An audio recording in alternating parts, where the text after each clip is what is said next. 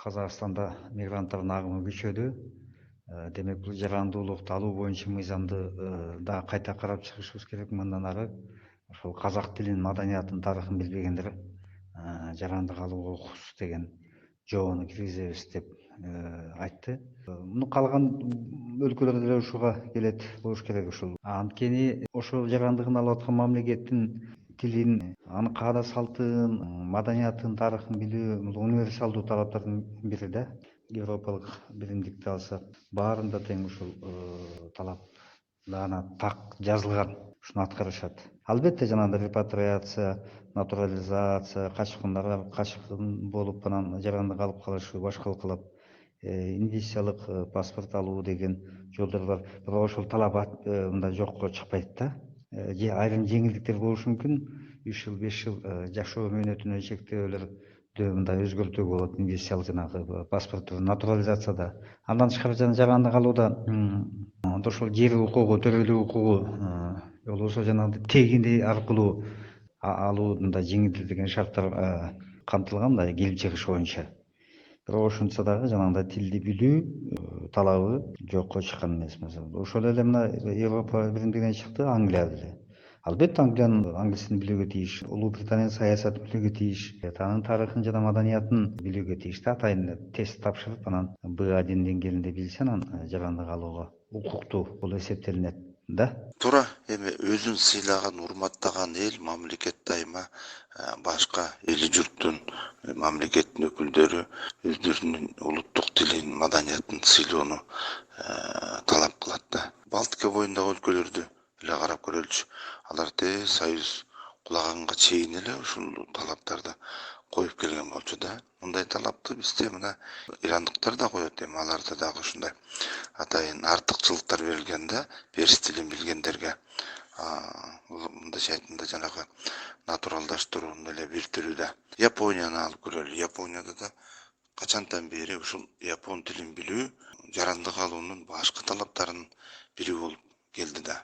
Ошол натуралдаштыруу болгондо ошол япондун тилин, салтын да билүү, жашоо образын билүү дагы өзүнчө бир шарт болуп саналат да. Эми Японияда чындыгында ата энеси улуту боюнча япон болсо, мына ошолорго артыкчылык берилет да.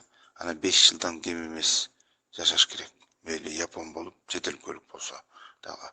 Ошон үчүн аларда улуттук япон тилин билүү башкы милдеттүү шарттардын бири болуп саналат.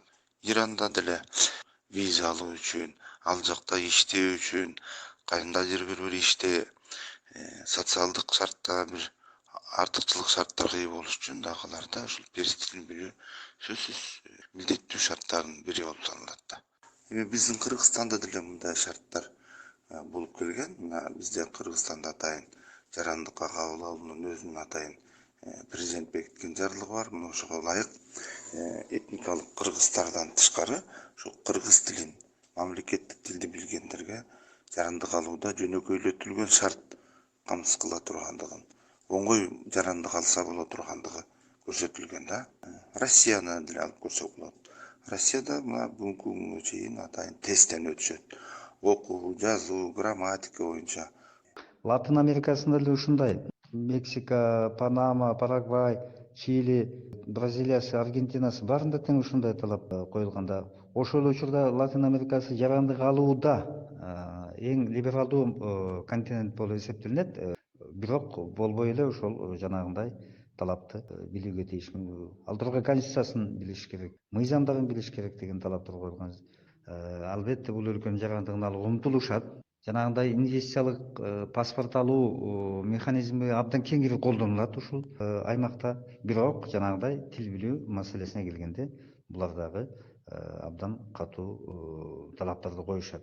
Американын мамлекеттик тили деп эсептелинбейт бир да тил, бирок англис тили басымдуулук кылган расмий баардыгы иш-чаралардын баардыгын жүргөн тил, негизги тил.